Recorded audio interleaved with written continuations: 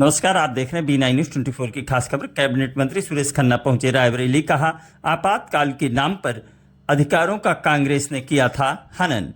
बता दें, आपातकाल के 50 वर्ष पूरे हो गए हैं, जिसे एनडीए सरकार काला दिवस के रूप में मना रही है। वहीं रायबरेली पहुंचे उत्तर प्रदेश सरकार के वित्त मंत्री सुरेश खन्ना ने कांग्रेस पर निशाना साधते हुए कहा कि जो आज संविधान की कॉपी लेकर संविधान बचाने के नारे लगा रहे हैं, उन्होंने ही सबसे ज्यादा संविधान का किया है हनन। सिर्फ अपने फायदे के लिए 25 जून 1975 को इमरजेंसी लगाकर लोकतंत्र की हत्या करने जैसा अपराध किया था। हालांकि देश की जनता ने 1977 के चुनाव में इस आपातकाल का जवाब अपने वोट से दिया था। उन्होंने इस दिवस को काला दिवस के रूप में मनाने के कारण जिक्र करते हुए कहा कि किसी के मौलिक अधिकार का हनन न हो, इसलिए एनडीए आपातकाल की 50वीं वर्षगांठ को काला दिवस के रूप में मना रही है। वहीं सुरेश खन्ना ने रायबरेली में भारतीय जनता पार्टी के कार्यालय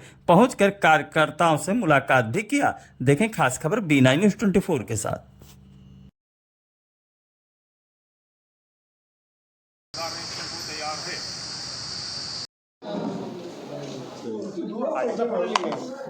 हो गया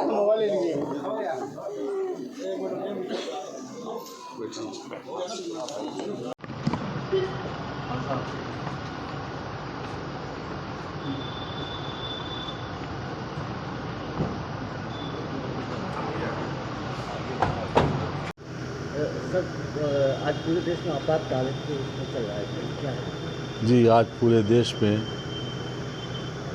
एनडीए की ओर से काला दिवस मनाने का आह्वान किया गया है। आज के दिन 25 जून 1975 को ही देश में आपातकाल लागू हुआ था और वो आपातकाल की स्थिति नहीं थी, वो तो श्रीमती इंदिरा गांधी जी को अपनी कुर्सी बचाने के लिए ये कदम उठाना पड़ा था और उन्होंने पूरे देश को जेल खाना बना दिया। पूरे देश में जितने विपक्ष के नेता थे उन सबको जेल में डाल दिया और सिविल राइट्स को समाप्त कर दिया। जितने भी हमारे फंडामेंटल राइट्स संविधान में दिए गए थे, सही मायने में आज का दिन दोबारा कभी ना आए।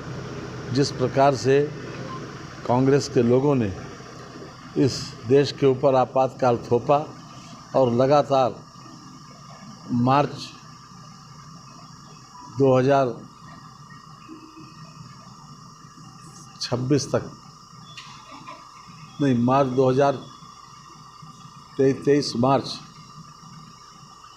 2076 तक 77 तक जिस प्रकार से इमरजेंसी लगी रही और उसी इमरजेंसी के दौरान ही चुनाव करवाना पड़े क्योंकि इंटरनेशनल दबाव था और उसके बाद कांग्रेस को बुरी तरीके से पराजय झेलना पड़ी। पहली बार ऐसा हुआ था कि विपक्ष की सरकार संसद में बनी थी। संसद में भारतीय जनता पार्टी का बहुमत था। आज इसीलिए हम लोग ये काला दिवस मना रहे हैं कि ऐसा कभी न हो कि हमारे राइट्स ख़त्म हों, हमारा संविधान के ऊपर कोई किसी प्रकार की आँच आए। आज जो कांग्रेस के लोग यहाँ पर संसद में और संसद के बाहर जिस प्रकार से संविधान की कॉपी लेकर उसको दिखा रहे हैं, उन्होंने ही सबसे ज़्यादा संविधान के साथ धोखा किया।